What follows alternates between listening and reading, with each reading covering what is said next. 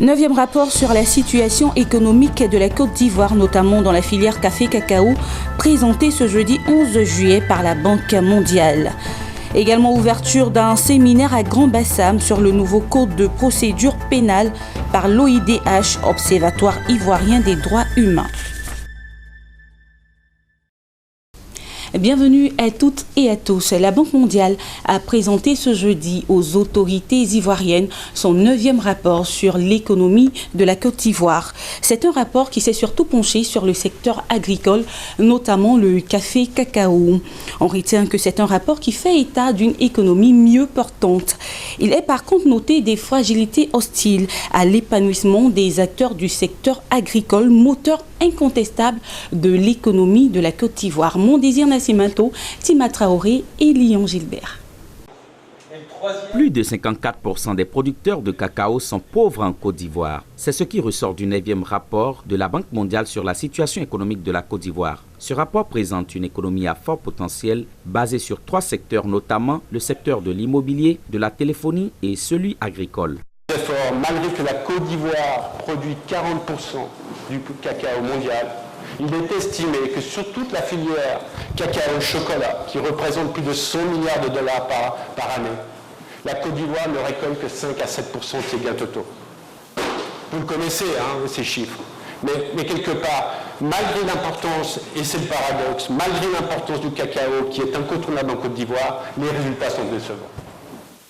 Dans ces lignes, le 9e rapport axé sur le secteur agricole, en particulier la filière café-cacao, souligne une croissance rapide avec un rebond du secteur privé. Il fait également cas de plusieurs fragilités qui empêchent les producteurs de bénéficier du partage des fruits de cette croissance maintenue depuis plusieurs années. Il s'agit notamment de la baisse des coûts des fèves sur le marché international et le circuit de vente des fèves très lourd, ce qui cause d'énormes pertes pour les producteurs. Il urge donc, compte tenu des grandes mutations en cours dans cette filière, que l'État de Côte d'Ivoire agisse en encourageant les initiatives relatives à la révolution écologique, en repensant la transformation des fèves pour augmenter la rentabilité, la diversification des sources de revenus pour les producteurs comme l'apiculture et enfin en planifiant la production avec des outils de gestion pour un secteur agricole plus efficient.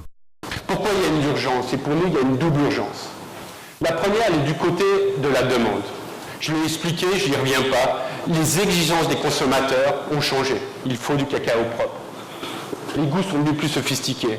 Et graduellement, peut-être moins vite que prévu, la demande de cacao se déplace doucement vers les pays asiatiques. Donc la demande de cacao se transforme, mais surtout une offre qui est en danger. Une offre qui est en danger en Côte d'Ivoire. On peut mettre en avance, je viens d'en parler, la contrainte foncière. Il n'y a plus beaucoup de surface à défricher, sauf des zones protégées, que maintenant l'action gouvernementale interdit cela de manière ferme, et nous nous en réjouissons tous. Mais aussi en termes de capital humain. Le producteur moyen de cacao en Côte d'Ivoire a 45 ans. Le ministre de l'économie et des finances, représentant le Premier ministre à l'occasion, après avoir partagé ses points de vue, s'est engagé au nom de l'État de Côte d'Ivoire à s'atteler pour la prise en compte rapide des recommandations.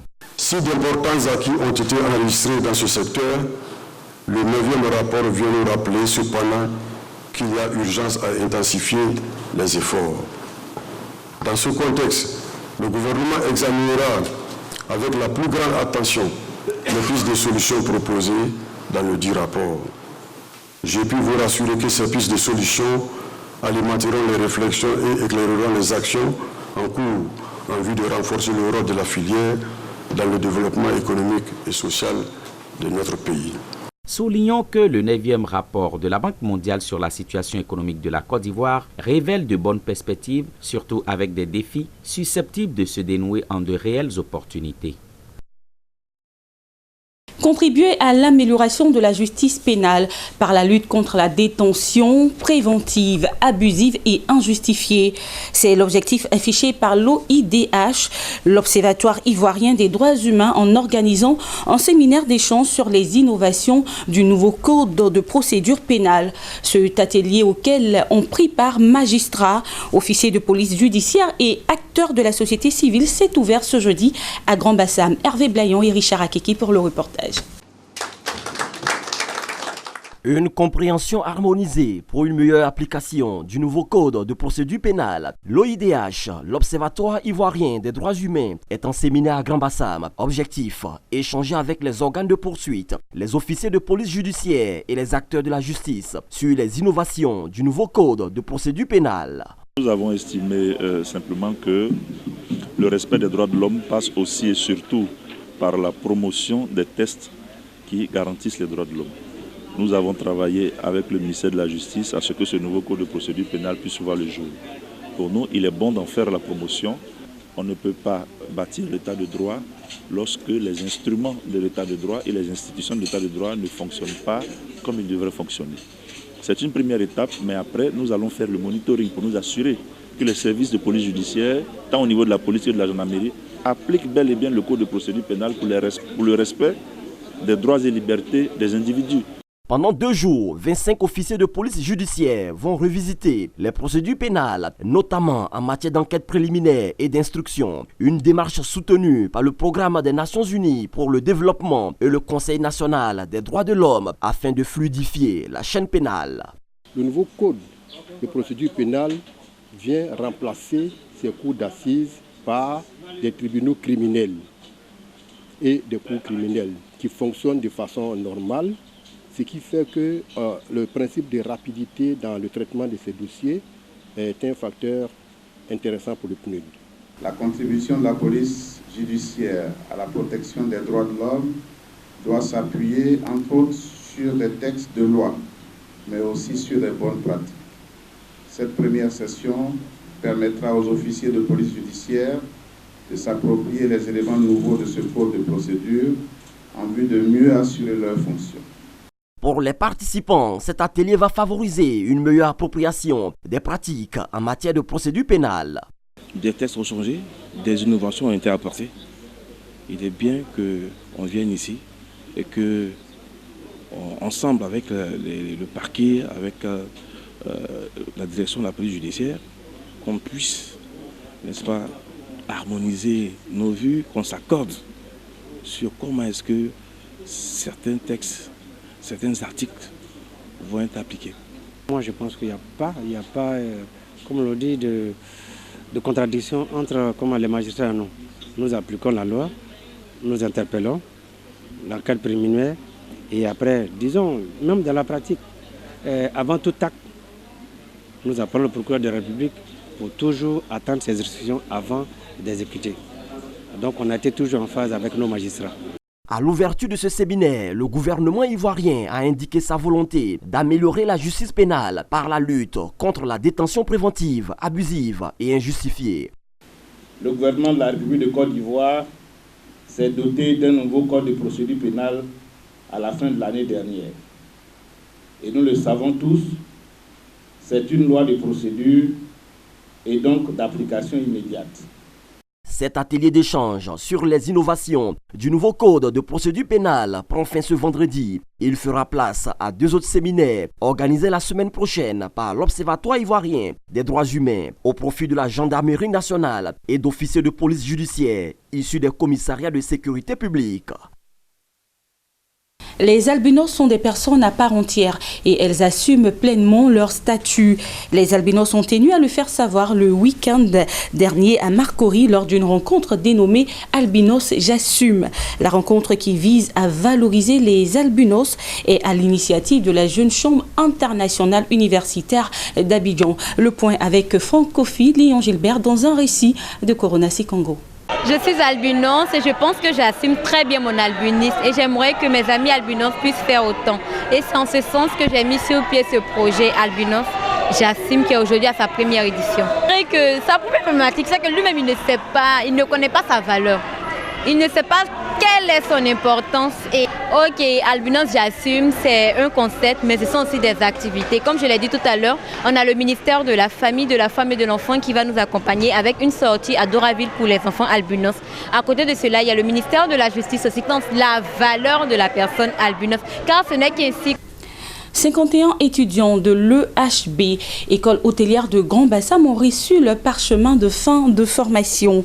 Après 3 années de cours théoriques et pratiques, ils s'en sont sortis pour les uns avec le diplôme de bachelor international en management hôtellerie, restauration et d'autres le brevet de technicien supérieur en cuisine. C'était ce lundi à Grand Bassam, une ville balnéaire de la Côte d'Ivoire située à environ 43 km d'Abidjan. Ils sont 51 étudiants, notamment du management d'hôtellerie, restauration et de cuisine professionnelle, à recevoir leur parchemin. Après avoir fait une formation d'une durée de 6 mois à 3 ans, ils ont reçu leur sésame. Au bout d'une période de formation laborieuse, ils peuvent souffler en joie. J'ai eu le bachelor en hôtellerie et restauration. Je suis vraiment très contente aujourd'hui parce que c'était vraiment pas facile. C'est un métier vraiment difficile et nous sommes très contents d'avoir honoré nos parents. Vraiment, la joie est vraiment immense. Je suis content aujourd'hui d'être honoré, d'avoir mon PT.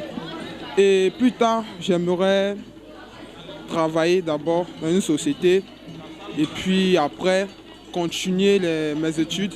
Le fait ici est que c'est la sortie d'une toute première promotion de l'EHB, école hôtelière de Grand Bassam. Au cours de la cérémonie qui a vu leur consécration, le président de l'EHB, Germain Olo, s'est dit heureux d'avoir relevé le défi. Celui de fournir au secteur de l'hôtellerie et du tourisme en pleine mutation en Côte d'Ivoire des cadres supérieurs bien formés.